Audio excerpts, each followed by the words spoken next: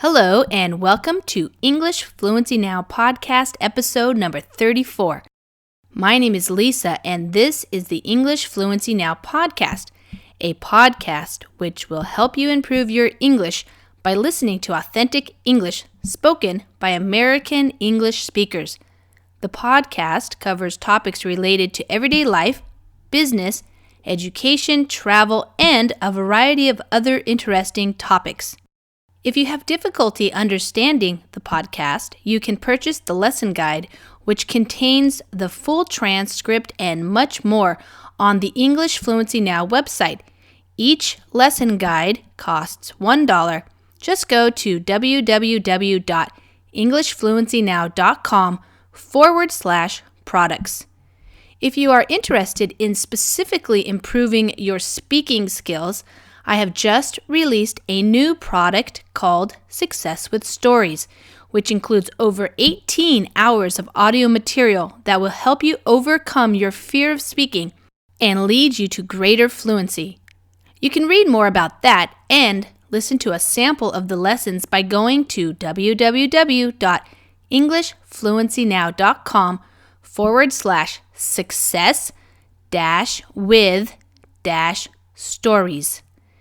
And last but not least, sign up for my free email course entitled 7 Strategies for English Fluency on the homepage of www.englishfluencynow.com. So, let's begin.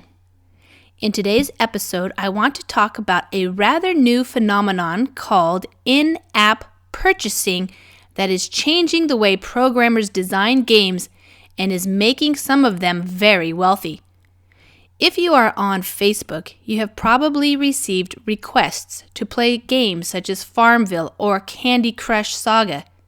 If you have kids in the house or you are an avid casual gamer yourself, then you are likely familiar with games such as Realm of the Mad God, Clash of Clans, and Draw Something. The interesting thing about these games, whether you play them on your favorite mobile device, via Facebook, or on your personal computer, is that they are typically free to play. Usually, you have to pay up front to purchase a video game.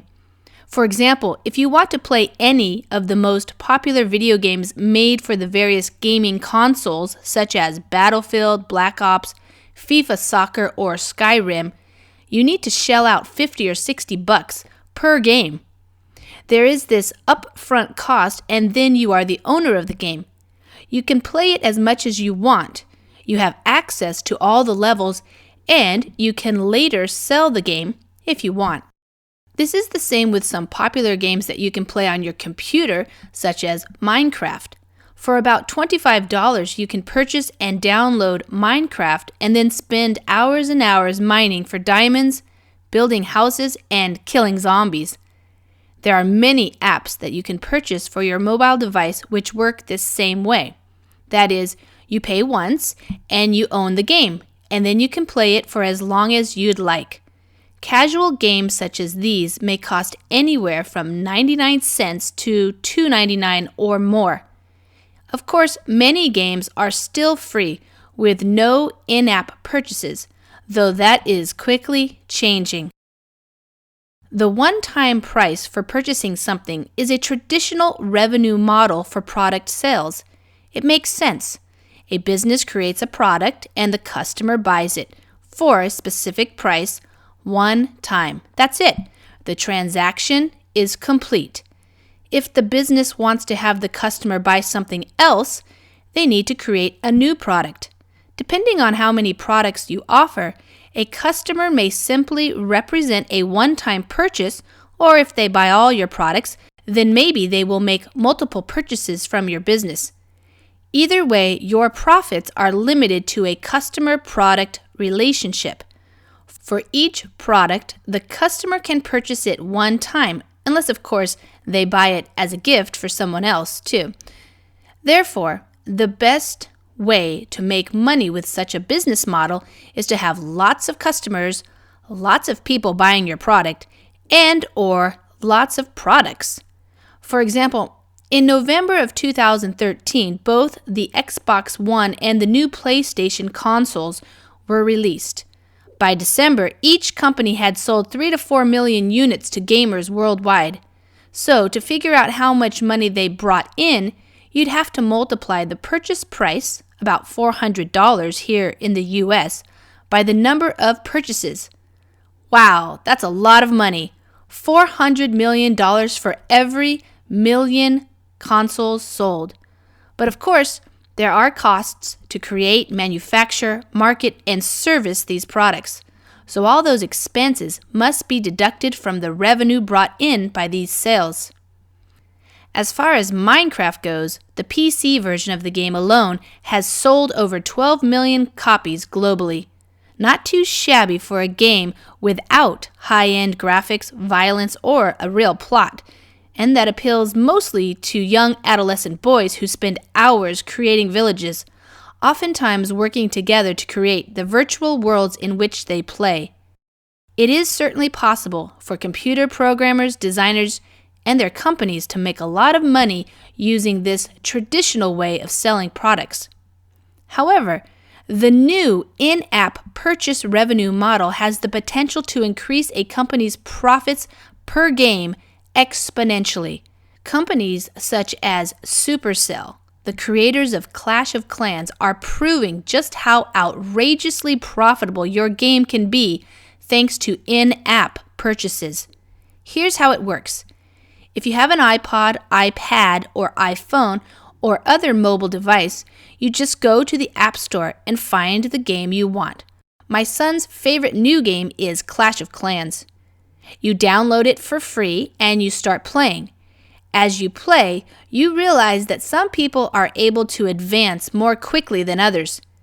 If you are the type of person who becomes obsessed with being successful in the game, trying to beat levels like in Candy Crush Saga, or in the case of Clash of Clans, you become possessed with an intense desire to help your clan acquire more loot by pillaging villages, you're in luck because it is super easy to purchase things that can help you be more successful, such as weapons, spells, and gems.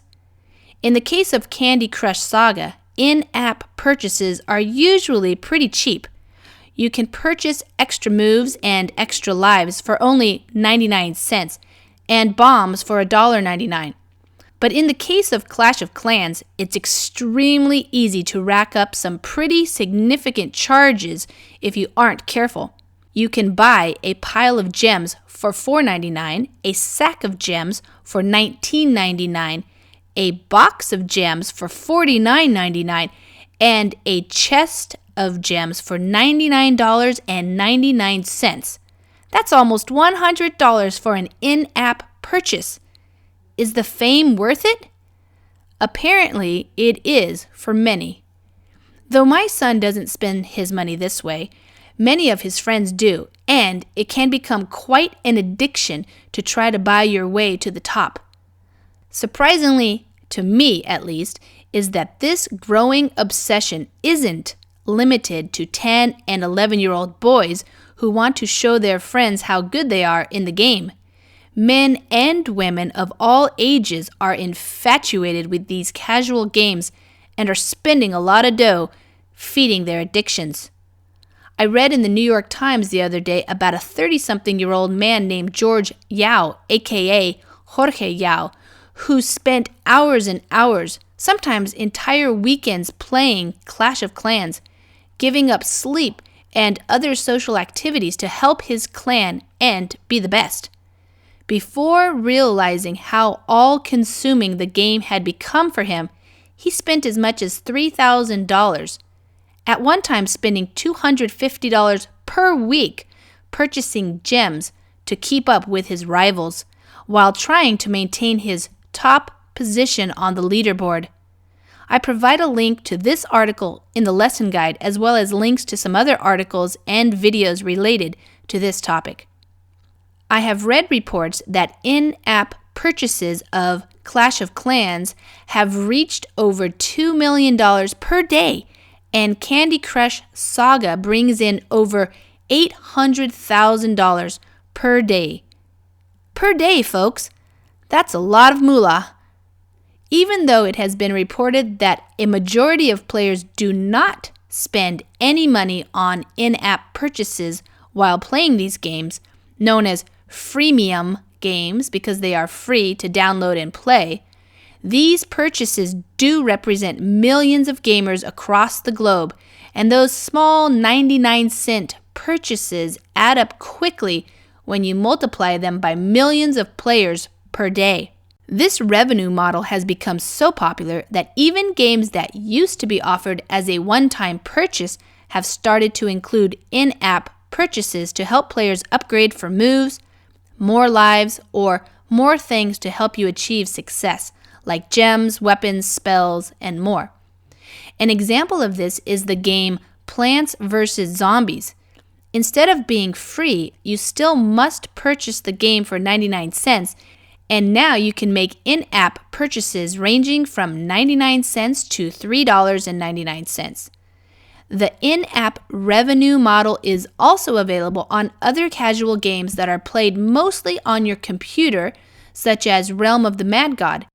You can play these games for free as well, but if you want to level up faster than your friends or swiftly crush your opponents, you can buy gold coins for $5 and up. As companies realize what a cash cow in-app purchases can be, more and more developers are designing their games to include this possibility. In fact, nowadays, there are in-app purchases for all kinds of apps, not just these types of casual games. I have downloaded free books in French, for example. The app gives you a couple of free stories, and then you can purchase more inside the app. I have purchased them on occasion, spending $1.99 to $3.99 per book.